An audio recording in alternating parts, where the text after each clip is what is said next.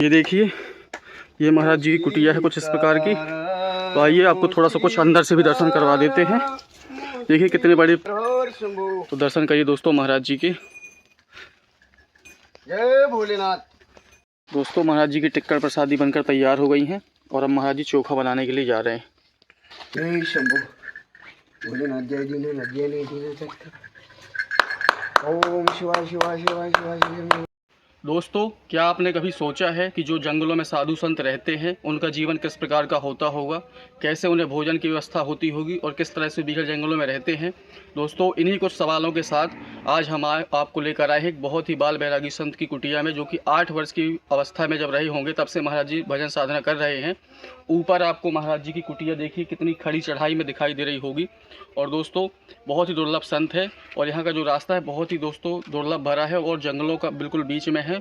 चलिए आपको दर्शन करवाते हैं महाराज जी को और दिखाते हैं महाराज जी का आश्रम। दोस्तों आइए चलते हैं, देखिए किस प्रकार की खड़ी चढ़ाई है महाराज जी के आश्रम में जाने के लिए, आप लोग देख सकते हैं। और साथ में जो राशन सामग्री है वो भी ले जाना आसान नहीं है दोस्तों। आप लोग देखिए किस प्रकार का रास्ता है यहाँ पर, देख सकते हैं आप लोग। दोस्तों आप लोग देखें किस प्रकार के बड़े बड़े पत्थर यहाँ पर डले हुए हैं और चलने में बहुत ही ज़्यादा दिक्कत हो रही है। और साथ में महाराज जी की जो राशन सामग्री है उसमें और ज़्यादा दिक्कत आ रही है ले जाने में। तो देखिए हम लोग महाराज जी की कुटिया के पास पहुँच चुके हैं और आप लोग देखेंगे पीछे कितना जंगल है और एकदम खड़ी चढ़ाई है। तो देखिए सामने महाराज जी भजन साधना कर रहे हैं, आप लोग देख सकते हैं।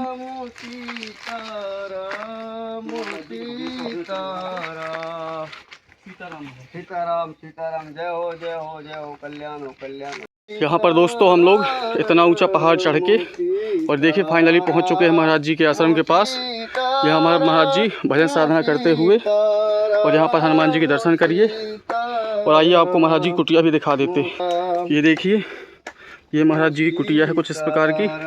तो आइए आपको थोड़ा सा कुछ अंदर से भी दर्शन करवा देते हैं। देखिए कितने बड़े पेड़ के नीचे और महाराज जी की साधारण सी कुटिया बनी हुई है।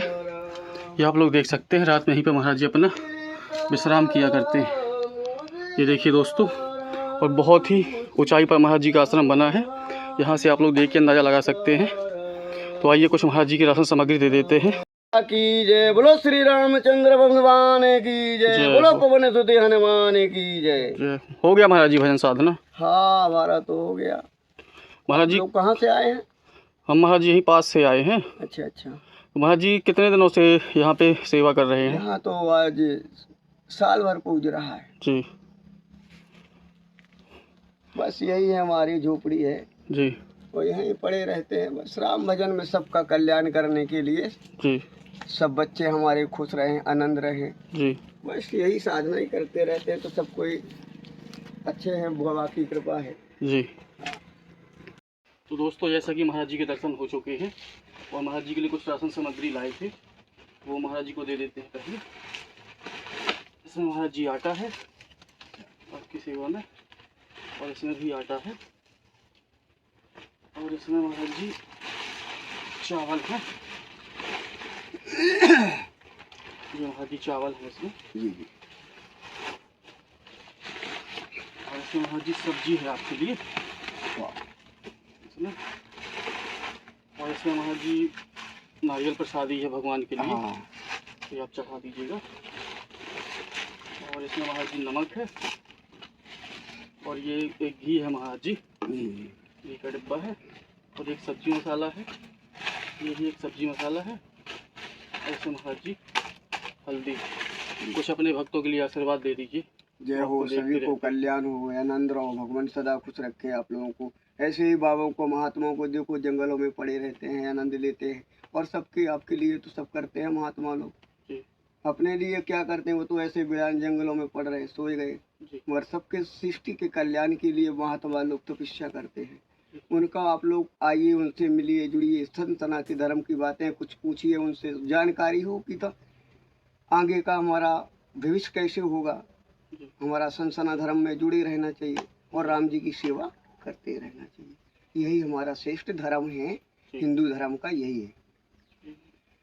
महाराज जी जैसे आप इतने बीघड़ जंगलों के बीच में रहते हैं, तो महाराज जी जैसे यहाँ पर भोजन की व्यवस्था कैसे हो जाती है फिर? ये इसमें जड़ें हैं कुछ पहाड़ियों में, जी ऊपर से कुछ जड़ें हैं, तो ऐसे तोड़ते हैं हम लोग, तो जी। 1 हफ्ता 4 दिन के लिए खा लेते हैं, तो भूख नहीं लगती है। जी अब कोई भगत लोग आ जाता है तो लेके आते हैं, जी जैसे आप आ गए हैं तो सामग्री लाए हैं, जी है ना, तो जी। ऐसे हम लोग जड़ी बूटियों से काम चलाते रहते हैं। और महाराज जी ये बहुत ही घनघोर जंगल है, यहाँ पे महाराज जी कभी डर नहीं लगता आपको?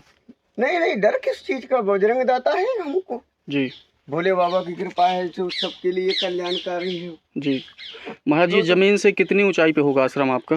लगभग होगा 100 हाथ से ऊपर समझ लीजिए। जी हाँ,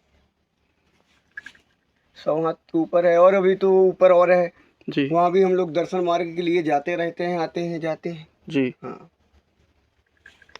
महाराज जी के पास भोजन की व्यवस्था नहीं हो पाती, तो देखिए किस प्रकार की ये जड़ें और कुछ फूल पत्तियां खाकर महाराज जी अपना भजन साधना किया करते हैं। ये है ये जैसे देखिए। इसकी जड़ है, जी इसको हम लोग खा लेते हैं, पा लेते हैं, जी इसमें हम लोग भी खुश रहते हैं, आनंद रहते हैं, पेट जीवन भरा रहता है। जी महाराज और जी। जल नीचे से रोज लाते हैं, नहाने नीचे जाते हैं। जी महाराज अब जी। यहाँ पे तो इतनी व्यवस्था नहीं है अभी, अब बस हो गया, भोले बाबा की कृपा से यहाँ आए और जल चढ़ाए बस।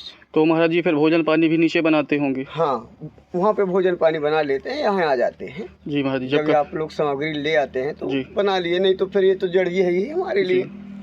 और जैसे कई जड़ियाँ हैं, चिचरा हो गया, उसकी भी खाया जाए तो उसको भी बीमारियों से दूर करता रहता है। जी। हाँ, और महाराज जी कुछ फल भी मिल जाते हैं यहाँ पे, तेंदू वेंदू जैसे कुछ मिल जाता है? हाँ, ये तेंदू होते हैं, बाद अभी तो नहीं है, जी तेंदू के समय में फल वगैरह वो आ जाते हैं, तो वो लोगों को भी खा लेते हैं, कभी कभार मिल गए तो जी तोड़ने के लिए जंगलों में जाते हैं, जी तोड़ लाते हैं।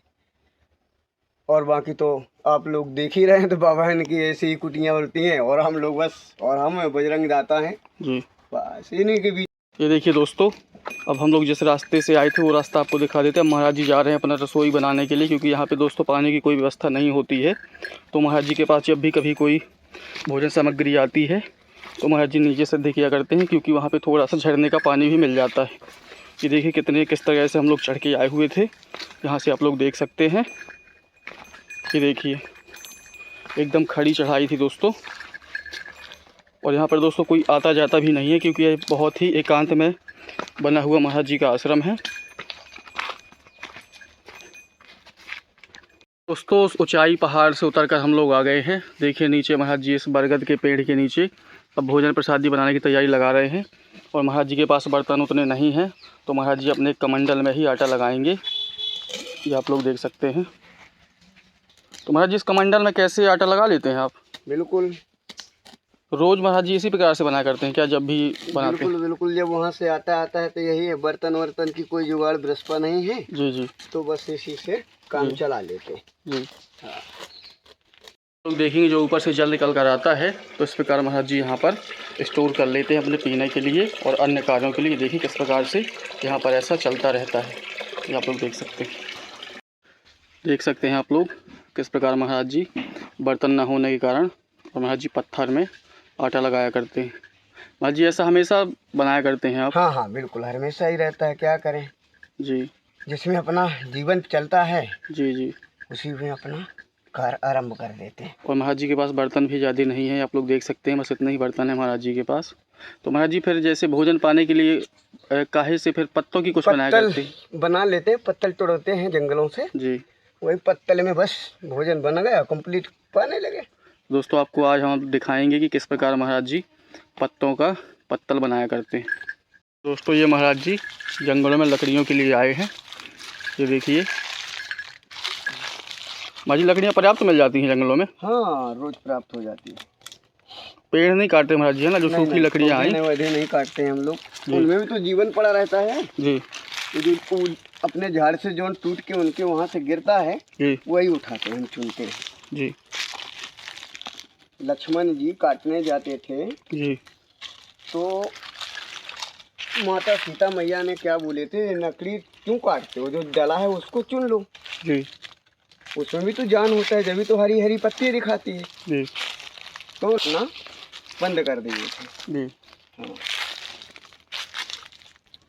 अब ये देखिए दोस्तों महाराज जी मोटे मोटे टिक्कर बनाने के लिए जा रहे हैं। लकड़ियाँ भी महाराज जी ले आए हैं, ये देख सकते हैं आप लोग।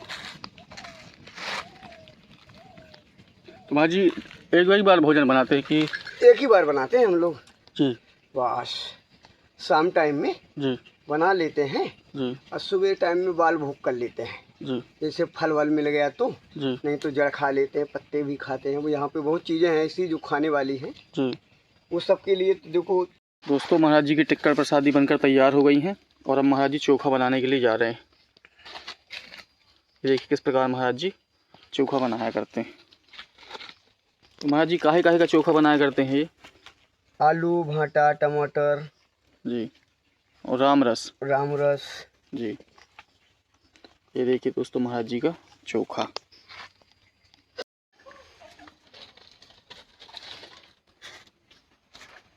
जय शंभु। भोजन अध्याय दीने अध्याय नहीं दीने सकता। ओम शिवाय शिवाय शिवाय शिवाय शिवाय शिवाय शिवाय नमः। अब देखिए दोस्तों महाराज जी भोजन प्रसादी पा रहे हैं। और महाराज जी बताइए सुबह से और महाराज जी अभी एक ही बार पाते हैं ना महाराज जी? जी हाँ जी। और थोड़ा सा महाराज जी अपने भक्तों के लिए एक बार पुनः आशीर्वाद दे दीजिए। जय हो सभी भक्तों का जय हो प्रभु, जय हो। भगवान आनंद करे रहे, आपको सदा खुश रखें प्रभु। जय भोलेनाथ शंभु अलौक निरंजन।